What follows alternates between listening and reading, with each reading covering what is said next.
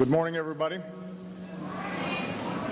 I want to thank Secretary Chuck Hagel, not only for the introduction, but Chuck, for your lifetime of service.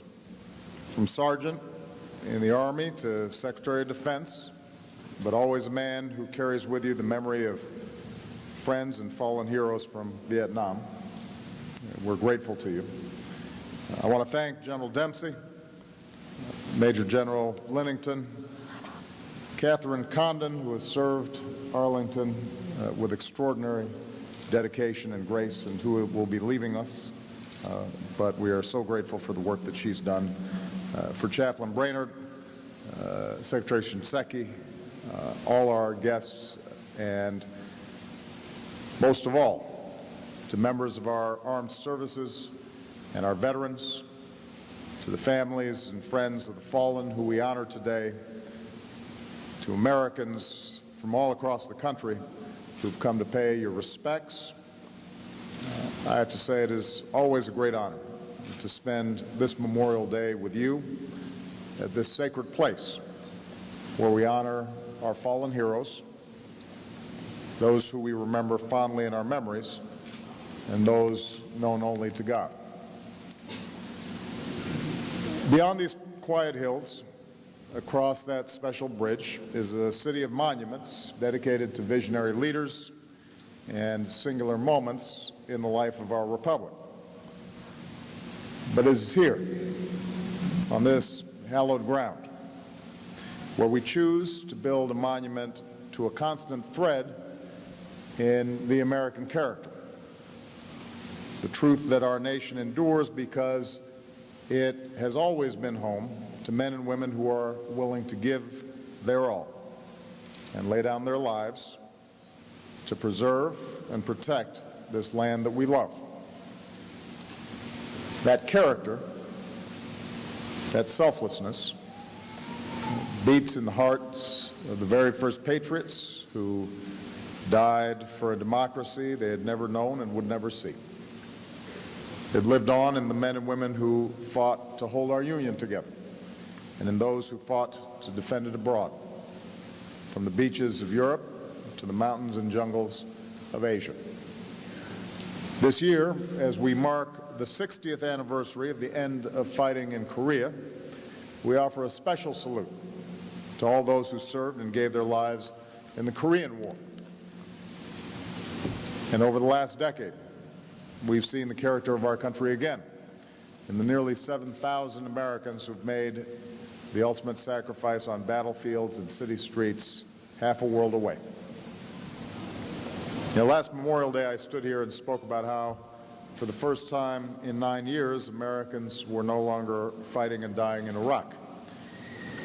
Today, a transition is underway in Afghanistan, and our troops are coming home.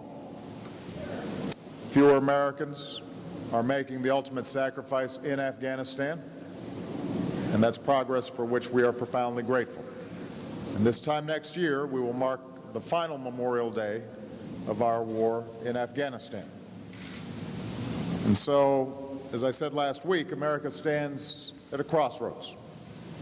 But even as we turn a page on a decade of conflict, even as we look forward, let us never forget, as we gather here today, that our nation is still at war. This should be self-evident. And in generations past, it was.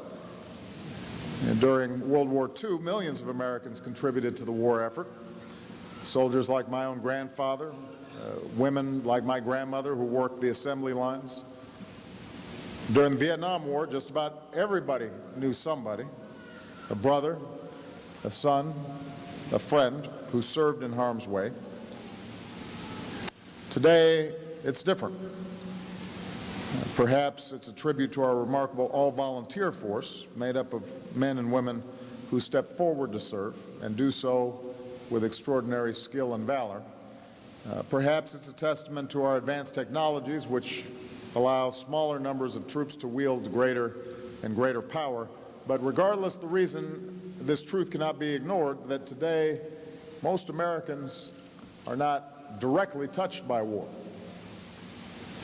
As a consequence, not all Americans may always see or fully grasp the depth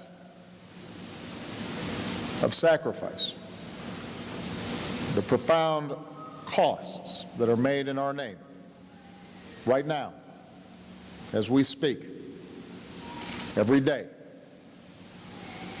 Our troops and our military families understand this, and they mentioned to me their concern about whether the country fully appreciates what's happening. I think about a letter I received from a naval officer, a reservist, who had just returned from a deployment to Afghanistan, and he wrote me, "I'm concerned that our work in Afghanistan is fading from memory." And he went on to ask that we do more to keep this conflict alive and focused in the hearts and minds of our own people. And he's right. As we gather here today, at this very moment, more than 60,000 of our fellow Americans still serve far from home in Afghanistan. They're still going out on patrol, still living in Spartan forward operating bases, still risking their lives to carry out their mission. And when they give their lives, they are still being laid to rest in cemeteries in the quiet corners across our country, including here in Arlington. Captain Sarah Cullen had a smile that could light up a room and a love of country that led her to West Point. And after graduation, Sarah became a Black Hawk pilot and married a former Black Hawk pilot. She was just 27 years old when she and 4 other soldiers were killed in a helicopter crash during a training mission near Kandahar. This past April, Sarah was laid to rest here in Section 60. Today, Sarah is remembered by her mother, Lynn, who says she is proud of her daughter's life, proud of her faith, and proud of her service to our country.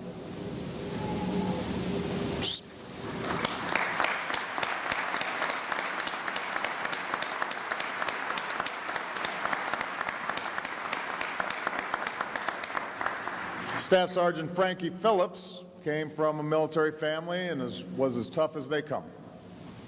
A combat medic, Frankie was on patrol in Afghanistan 3 weeks ago when his vehicle was hit by a roadside bomb.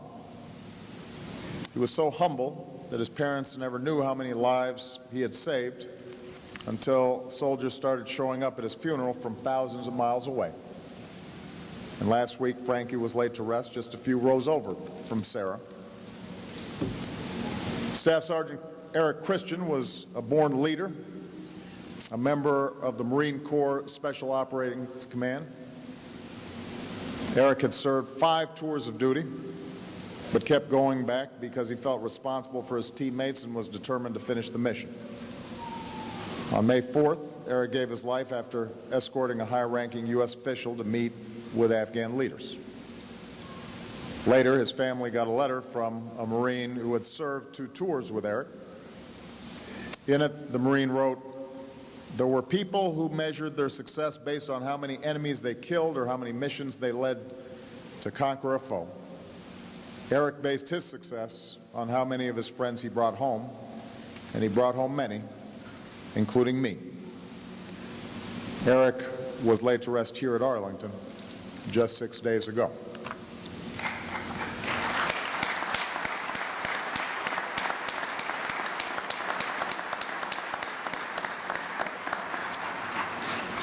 So today, we remember their service.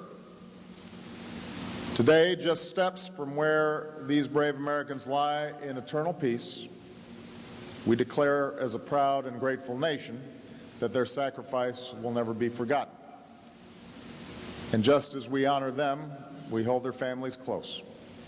Because for the parents who lose a child, for the husbands and wives who lose a partner, for the children who lose a parent, every loss is devastating. And for those of us who bear the solemn responsibility of sending these men and women into harm's way, we know the consequences all too well. I feel it every time I meet a wounded warrior, every time I visit Walter Reed, and every time I grieve with the Gold Star family. And that's why on this day we remember our sacred obligation to those who laid down their lives so we could live ours, to finish the job these men and women started by keeping our promise to those who wear America's uniform to give our troops the resources they need, to keep faith with our veterans and their families now and always, to never stop searching for those who've gone missing or who are held as prisoners of war. But on a more basic level, every American can do something even simpler. As we go about our daily lives, we must remember that our countrymen are still serving, still fighting, still putting their lives on the line for all of us. Last fall I received a letter from Candy Everett of Charlotte, North Carolina. Both of her sons are Marines. Her oldest served 2 tours in Iraq. Her youngest was in Afghanistan at the time. He was, in her words, 100% devoted to his deployment and wouldn't have had it any other way. Reading Candy's letter, it was clear she was extraordinarily proud of the life her boys had chosen. But she also had a request on behalf of all the mothers just like her.